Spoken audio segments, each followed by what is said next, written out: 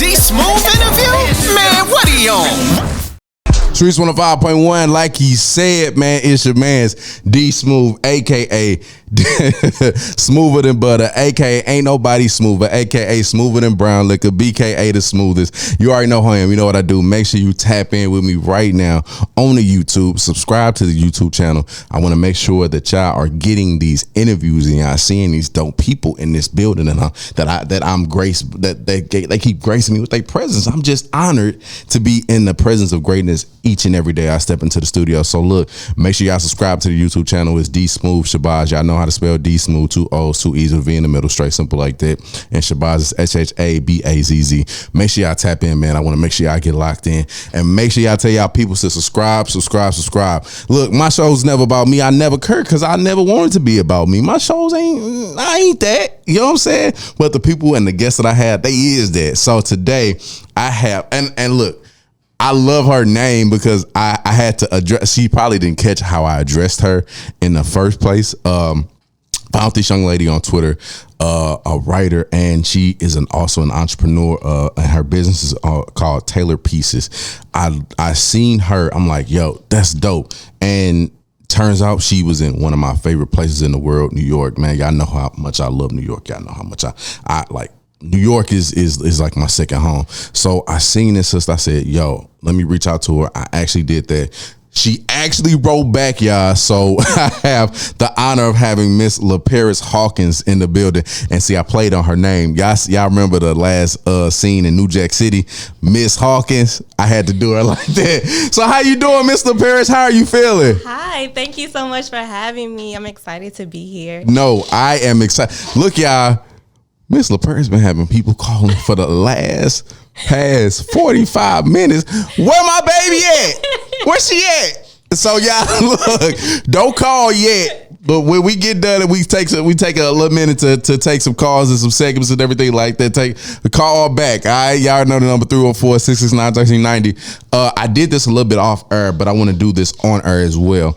One thing I do before I start any interviews, I always give people the roses. Miss Laparis, to be in the ambiance and to be just in front of a great black woman who has written for publications such as Essence, ESPNW, all these publications that are really, really, people think of them as making it, you know, if they get into these publications. You have written for so many of them. Big shout out to you for being an entrepreneur. Black women in entrepreneurship is one thing that I love to really feature, and I really love to put on that pedestal, because I think black women who are in entrepreneurship are really leading. And I don't know if anybody knows this, black women in St. Louis are number one in entrepreneurship. So shout out to the queens out there as well. But Mr. Paris, just to be in this space and just to have you here, I think is simply amazing. Thank you so much for doing what you do. I'm looking forward to seeing what's next for you. And I need to get some tailored pieces myself. So I just got into the head wrap. So so you going to yeah, there we go. That's what I'm talking about. So with no further ado, Mr. Paris, let us know about yourself and tell us what you do and who you are. Yes. Well, again, thank you for having me. Like you said, I am an entrepreneur now, but I started out, I want to say my junior year going into my senior year at Mizzou. I got an internship at Essence Magazine. So I flew up to New York at that time. They paid for you to be there. And then you got paid. So they paid for you to stay at Columbia University, and they paid you hourly. So I did that. I fell in love with all of the editors. They felt like an office full of aunties. They really took me under their wing. And so while all the other interns were like going out to lunch and going out with each other, I would like go to different editors every day and ask them to lunch. And one thing I'm gonna do is seize an opportunity, right? So I'm in this building. Like, I used to be obsessed with Essence. Like, I just wanted to be in a magazine. At one point, I thought I was gonna have my own magazine, right? So I would just go in and just soak up all the knowledge. And they'd be like, "I've been working here for 20 years. No intern has ever asked me to lunch." And so they took such a liking to me that I would start writing for the magazine while I was there. And internships, you just didn't do that. You just went and got coffee. It was like Devil Wears Prada times 10, right? And so when I went back to Mizzou for my last year, my senior year of college, they kept me on as a freelance writer. So even while I was in school, I'll be like, putting together stuff and sending it back to them. And then come my senior year, everyone, like all my friends are like having jobs and like, getting into their master's programs. And I didn't know what I was going to do. So my mom was like, well, what do you want for graduation? And I'm like, well, give me a week, trip to New York. I'm going to go find a job. And she was just like, okay. So at the time, one of my friends was, she was interning at Def Jam. Okay. While I was at Essence. So that was our like trip, and we would just split up each morning, go our separate ways. And, long story short, I ended up getting a 6-week job with Ebony magazine just to work on their September issue, which used to be one of the largest issues of the year. And it was for 6 weeks. I came back, when I flew back home and turned on my phone, they told me I had the job. They didn't know I didn't live there. And so I called the only person I knew. Her name is also Laparis. She owns a really dope flower shop in Brooklyn. Okay. Shout out to and she's from St. Louis. And she was like, oh, my roommate just moved out. And I was like, what? And so I literally went up to Mizzou, packed up my apartment, flew out Memorial Weekend, and I ended up that 6 weeks, ended up staying into 9 years. Yo, I gotta give you a round of applause and really, that's dope. Like you hear about people taking on New York and taking on that big city, and finding opportunity. I've never met a story like yours until now, and I think that's sensational. Mm-hmm. You went to New York for a graduation gift and came back with a job, and it shows the hustle and it shows the mentality that you had when you went there. Like, you knew what you were going to be, mm-hmm. and you knew what you were going to do, and salute to you, Queen, because I think that is so significant that a lot of people don't understand. It's like, when you have these opportunities, you really have to seize them, and that's what you did. Mm-hmm. Talk to us about life in New York, and when you got that opportunity to write for Ebony, what did it feel like for you? What was that moment? What was that moment like, and what was that feeling like? Oh, wow. I was nervous. I didn't know what to expect. Like, I had only spent the summer in New York. New York is hard living. It is. Like, I was doing a lot of amazing things, but I will say, like, New York is hard living. And kind of like going back to what you said, it's not really me. Like, I did seize the opportunity, but it's definitely like God. I feel like in some rooms God put me in, I was like, what am I doing here? Or like, I'll be hanging out with somebody, have no idea. Next day I know they styling Beyonce. And I'm like, what? Like, I feel like some things is just God. And I feel like when you allow him to order your steps and you put your faith in him, he will blow your mind. So I was excited, but I don't think I had any idea what to like really expect. I feel like I was 21, 22, so I was super green. I was like, I'm just gonna go here and I'm gonna be this thing. And I love it. Yeah. So New York is hard living. It teaches you a lot about yourself. I only had like maybe one friend there, maybe two, and some friends came later. But it teaches you to be super aware. St. Louis teaches you a lot about yourself, but Absolutely. New York would definitely test it. And it's the reason why they say if you can make it there, you can make it anywhere. It's a really, really hard city. I love that. See, I don't think I understand, and a lot of people in St. Louis don't understand this life outside of the city. And when people get to travel and get to see things like that, like it broadens the horizons and it really puts them in a different mindset. Mm-hmm. Writing for all these publications and being in these rooms and seeing all these people, what did it do for you mentally? What did it confirm for you? Like you said, like getting outside of St. Louis, it wasn't like, oh, I'm gonna leave. It's just like I always knew that, I wanted to go get the knowledge and bring it back to the city. That's always been the goal, right? And I don't know. I feel like I'm sorry. What was the question one more time? So what was it like just to be in those rooms? Yeah. Well, with any room, at first I come in and listen. Like, I've been home on June 15th. It'll be a year, and even since coming back to the city, I have not been very loud about being home. I just been coming, seeing, getting out. Good thing I got you there. Huh? It's a good thing I got you. I know, right? I've been very low key. Just I feel like I go into any situation with a servant mindset, right? So I never wanted to go into a room being loud and be like, oh, da, da, da, da. I'm very quiet. I speak when I'm spoken to. I'm very observant. If I have an idea or a suggestion, I will, give them. But some rooms is not meant for that. Some rooms it's just be the fly on the wall to see how things operate, who's who, what's what. And I feel like New York in those rooms definitely taught me how to read people.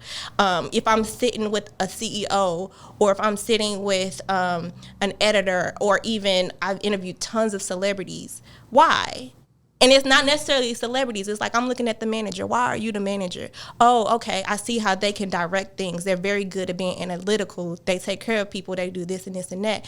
And so when you just pay attention, and I feel like sometimes now with social media, it's hard because everybody wants to be the it person. Everybody wants to be the star. But if you can learn how to just be quiet and observe, it will teach you more than talking. That's why we have 2 ears and 1 mouth, right? Absolutely. So just observing those people. Why are you the CEO? How do you carry yourself? How do you dress every day? What questions do you ask? How do you treat your team? And it's like now I realize how those things have also played into me being an entrepreneur. But being in those rooms is mind blowing. Like some days you'll be like, did I really just you know what I mean? It's like, did I really just have dinner with Mos Def and his family, like on a random Friday night? That's hard. So it's just like, that's not even to just name drop, but it's just like sometimes I had really mind blowing experiences that, I just be like, man, it had to be God. It was just so serendipitous of it happening. So I would just say if anyone has an opportunity to be in a special room, just to observe, be quiet, listen. Because when you're like that, believe it or not, people are paying attention to you. They're paying attention to your mannerisms. The loud person is most likely being overlooked because those type of CEOs and people who are that big, they're used to people coming wanting something from them or asking a lot of questions. But the person who is observant, a lot of times I've had people say, who is that? What's your name? What are you doing here? They're curious because I'm not necessarily running up to them. I'm just thankful to be in the room. Absolutely. And then you get invited to smaller rooms. I love it. I don't want to take it back. When did you kind of discover your love for words and your love for writing? When was that time? Was it when you were younger? When did you become okay, I like this. I'm a wordsmith. When did you kind of understand that? That's a great question. People always ask me that, and I feel like it's been since before I could remember. I'm an only child. Okay. And my mom. Shout out to mom. Shout out to my mom. She was very big on me having books. So if she could tell you now, she'd be like, what is she doing? She's a little bit too quiet, and I'll be in my room reading. Or if there was the book fair at school, I always had money. My mom. The Scholastic. That used to be the joint. Always made sure, and I credit her that for so much because she just always believed in me. I'm like, I want to be a writer. They knew I was going to be something because I talk too much. Mm-hmm. But I always wanted to be a writer. And then my grandmother is really, really smart too. So when I would go to their house, it would be times if it's just me and my grandmother, I couldn't touch anything unless I spelled it while she cooked. So we would be in the kitchen and I like that. Know what I mean? So it's stuff like that made it fun. I'm gonna steal that from your grandmas. You should. Yeah, my daughter gonna be out there. So I've always just loved words, and it just kind of grew from there. Absolutely. And now that you have mastered the art of being a journalist, you have moved into entrepreneurship now as well. Tailored pieces. Yes. I think that's really dope. Thank you. So, and when you think of tailored, you think of something that's made especially for you. Mm-hmm. Talk to us how you got the name Tailored Pieces. So I used to actually have this blog back in the day when blogging was really big in New York. And it was very interesting because while I was in New York, there was this huge shift with from magazines to blogging, which eventually led to social media. And so I had this blog called Tailor Silhouette. Because one of the things that I learned while interviewing people, which I'm sure that mm-hmm. is that you always take something away that inspires you or something that they said. And so with the blog, it was like I always wanted something that I said, how I wrote, like things that like in my life was never like, oh, I'm living this fancy life. It's like, yo, you can do it too. Like I wanted it to like take my life and tailor it to fit yours, right? Absolutely. So with the evolution of that came tailored pieces, and I make bonnets, head wraps, scrunchies are coming out soon, and it started out in 2020 during the pandemic. Shout out to you. Yeah, the pandemic in New York was different. It was like the apocalypse. Like no one was on the streets. Like it was a really, really scary time. Mm-hmm. And so I was getting a little antsy. So I had some hair wrap material, and I was like, let me just make some pillows. And I made like some kente cloth pillows and threw them up on my Insta stories, and just like threw my phone across the room and went to go talk to my roommate. When I came back, I had so many messages. Do you have more? Can you make me some? I'm like, people want this. So I ordered fabric, and I was like, okay, I'm gonna do a limited supply. And then that sold out in like 5 minutes. And then I went to bonnets, and that sold out. So it was like, it just kept growing. You know, it's just been thankful. I come from a line of entrepreneurs, and in between freelance writing in New York, I would work in retail. Yeah. So I kind of like always had that. Like even the last few years in New York, I was working at Ralph Lauren Mansion on Madison Avenue, where I would work with the Ralph Lauren family every week. And that's like, you know, that's a different level of retail because it's luxury. Yeah. So, and you're in the highest like the most expensive zip code in the country. So I had literally had clients that were billionaires. And so that conversation, that level, the exposure of wealth is different. You know what I mean? It's just like, why not?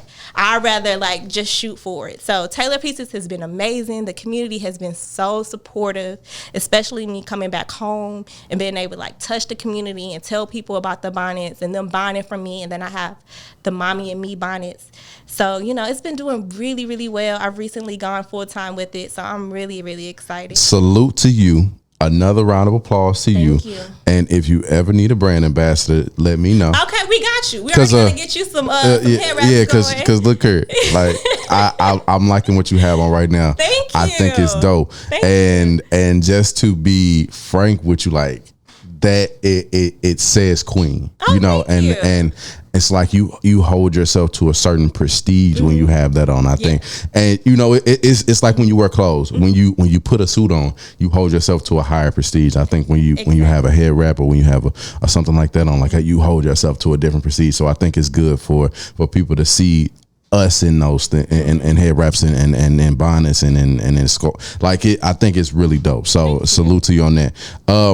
To not go off of Taylor Pieces, because I want to know more about that as well. But because I'm such a conversationist, I'm telling you, like being that you were around so much wealth and so many people in positions of power, how did you feel like you had to change or become a different person and kind of, you know, rise up to the occasion? What did you do for yourself in your mind and self-consciously? That's a great question. I don't feel like I had to change.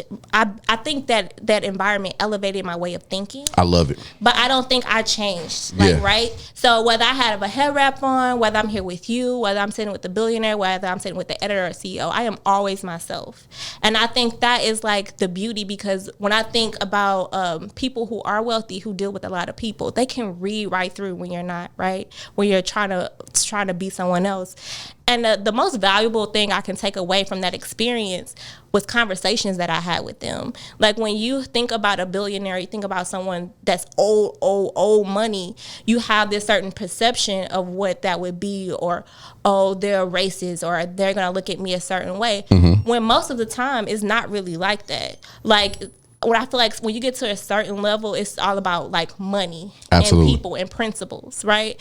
And so you just have to understand. It taught me how to understand their language, right? So it's not my job to try to sell you on the new collection. It's my job to know you, to understand you, to know your lifestyle. You have this coming up, so this would be better for you. Or you like this fabric, so this is also coming up. Or you may be like, maybe I have another client who likes the history of Mr. Lauren, and I can tell you why he chose this fabric, or what time he'll be here so you can come in and meet him.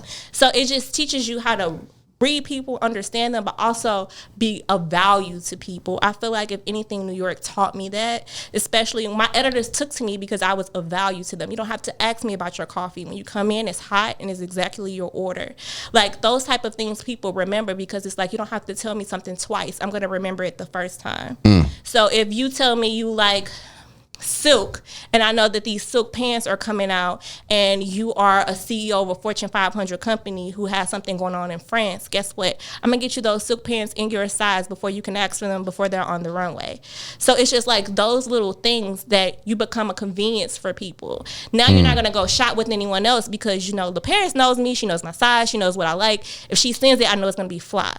And I feel like when you become of value to people, then they value you, and then they want to pour back into you. And pouring back into me may not mean you may not spend $50,000 with me this time. Like you may I have people just come in and pour knowledge to me. Like, this is how you take this situation in. Pay attention to this. Wealth doesn't mean this. Like, they would literally tell me, wealth doesn't mean what you think it means. Have a peace of mind. Respect people. People are the biggest currency. Like, those type of things. And I would take it in to be like, okay, because I understood that that's not a place that people are exposed to. Like, Mr. Lauren, sweetest man.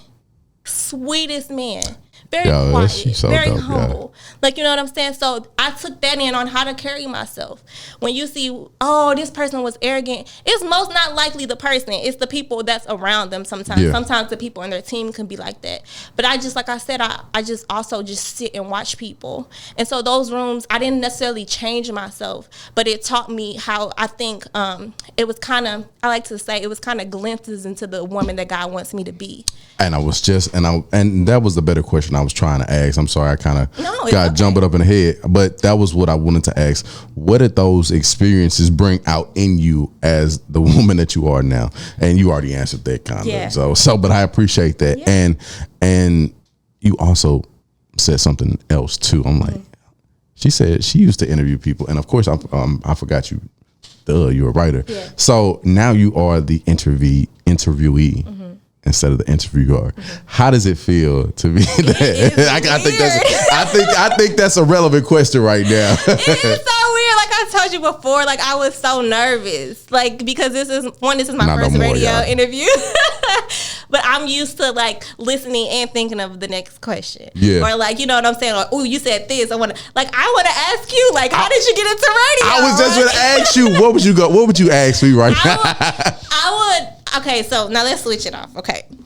I would ask you, like, having this platform in a city like St. Louis, when there's so much going on, when people turn into 105.1 and they hear Dsmoovee and they listen to your show, what do you want them to take away? How do you want them to feel? Oh, Lord, that's deep. What do you feel is your responsibility to the community? Because this mic is a big responsibility. Oh, right? Sure. It's so no. So what do you feel is your responsibility to the community? And my responsibility is getting people up here like yourself, dope people who can give people an experience, you know, getting people a chance to see themselves in you, or going to being able to go to Brooklyn, or being able to go to New York, or go to LA, or do something different that they've never thought they could do.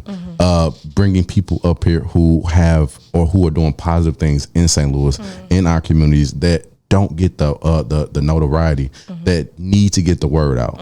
That's what I'm charged with, you know, and that's what I lead, and that's how how my mission is directed with when I'm on this mic. So, got you. See, I'll be practicing. Like I ain't gonna lie to you. I ain't new to this. I'm true to this.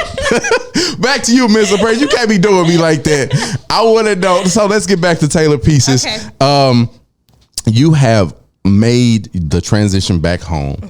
And now Taylor Pieces is in St. Louis, but it's not. It's subjected to, but not limited to St. Louis, the region. So, how does it feel now to walk in the life of entrepreneurship?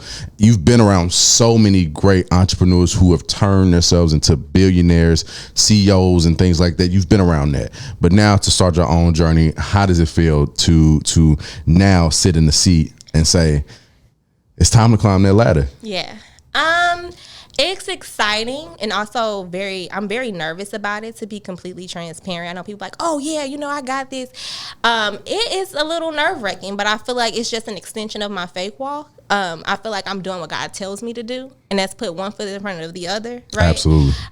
So I'm really, really excited. If I can have my way, you know, I'm working on a few things, but eventually I would like to link with other Black entrepreneurs. Let's do it. Entrepreneurs of color. Like, I feel like we are stronger together. Like I said, I've been kind of just watching, right? Yeah. One big thing in Brooklyn is that Black people really mess with each other, right? Like, it's like people go out of their way to go to the Black restaurant. Black folks go out of their way to go to the Black lounge. Like, you know what I'm saying? If it's a Black event, everybody's there. I want that for St. Louis, because what I am realizing is there's pockets of people doing really dope stuff. And I feel like I just want St. Louis to realize, like, especially the Black community, it's like we're so much stronger together than apart.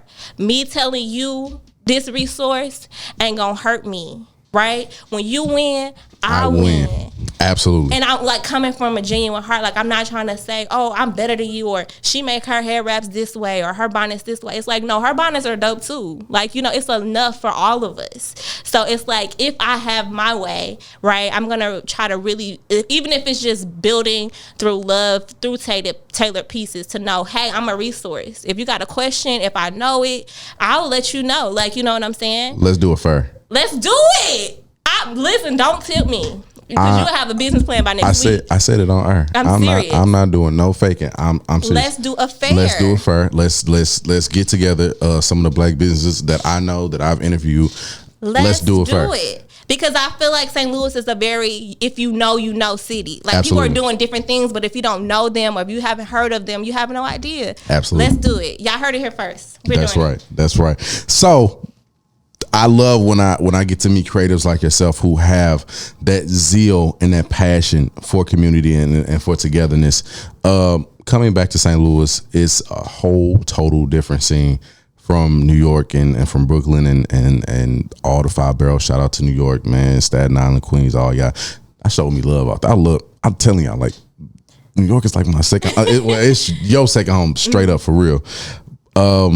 How is it kind of transitioning back to St. Louis for you? That's just a personal question. I want to know. It's been a little tough. Yeah. You know, it feels good to be around family. But again, I've been in New York since I was 21. I'm now 32. Wow. So I haven't, and then before that I was at Mizzou. So I haven't lived in St. Louis since I was 18. Wow. So coming back here is like really like learning a city all over again. Like, you know, things is different. I was driving on the south side. I was like, where am I? Like, you know, so much has changed. I'm trying to kind of figure out where I fit in this space. Like I said, like learning the players. I don't want to step in anyone's toes, but I also like, okay, I'm ready to be of service to people. So it has been difficult. But I am looking forward to, you know, this summer, getting out there more. Like, I've met some amazing people that's doing some dope things. So, yeah, I'm really, really excited. Because I know there's Leslie's doing, she's doing the Frizz Fest. A shout out to Frizz Fest. They definitely been up there. That's amazing. That's very Brooklyn-esque. Yeah, like, you know, that's Brooklyn yeah. every Saturday in the summer. So there's people doing like really, really dope things. So it's just like coming and kind of like, you know, peeking in. My girl Ebby has the Fluffy Girl movement that's doing some really dope. Fluffy Girl movement? Exactly. We gonna have to we gonna talk off air. Yeah, I know some really amazing people that I went to high school and college with who are moving around the city. So they have made my adjustment a little easier. Even my cousin Ivy from St. Louis Metro Realtors, she's very plugged in community, urban league. So I'm getting out to see, you know, where I can fit in. So those amazing women have been making it easier to, you know, kind of know what's going on. Because I feel like if I didn't know anyone, it would be a little harder. So absolutely. But Big New York is the tough act to follow. Yeah, it is. St. Louis. It is. A shout out to, of course, always shout out to New York, and big shout out to St. Louis, because St. Louis made this queen, and you really took it over in New York. So big shout out to you. Big shout out to the Urban League as well. Y'all know I love y'all always to death, man. SOS, all that. Love y'all. I actually worked there too, so cool. we'll talk about that a little bit off air too as well. But Mr. President, I've been talking my head off. Let us know how we can follow you. Let us know how we can support you. Give us the Instagram, social media, Twitter. Twitter's where I found her at. TikTok, LinkedIn, all those things, and also how we can support the Tailored Pieces brand as well. Yes. So I am on Instagram and Twitter under my name, Laparis Hawkins. That's Laparis Hawkins. And then my brand is on Twitter and Instagram as well at Tailored Pieces. That's TAILORED PIECES. You can find me there. I'll also be at, you can go to tailoredpieces.com to purchase any bonnets or anything, and hair wraps. I'm restocking soon. I'm sorry, y'all ordering faster than I can sell. But I will also be at the Anu Juneteenth celebration on the 24th. No, sorry, on the 18th, whatever that Saturday is. I think it's the 18th from 11 to 7. Come Father's see me. Day. I will have new products, guys. They'll be there before they're launched on the site. And then on the actual Juneteenth, on the 19th, on that Sunday, I'll be launching all the new products on my website as well. And she'll have a new brand ambassador. Make sure y'all check me out. I will. It's finna get lit. Big shout out to King Leo Viz, my videographer. Make sure y'all subscribe to his YouTube channel as well, and make sure y'all book him. Leo got some of the dope videos. Make sure y'all go to the YouTube page. You already know what it is, Dsmoovee Shabazz, and you will be able to see this interview probably in like 2 days. 2 days, Leo, 2 days. So probably in like 2 days, and you'll be able to see this dope queen in person, actually. And y'all got the Instagram, so make sure y'all go turn her up, go follow her right now. Look, I got some old to me, it can't get enough, and then some new blast. Every good girl, call that number, Dsmoovee, 314-669-1390. It's Streets on 5.1, Dsmoovee, voice of the streets.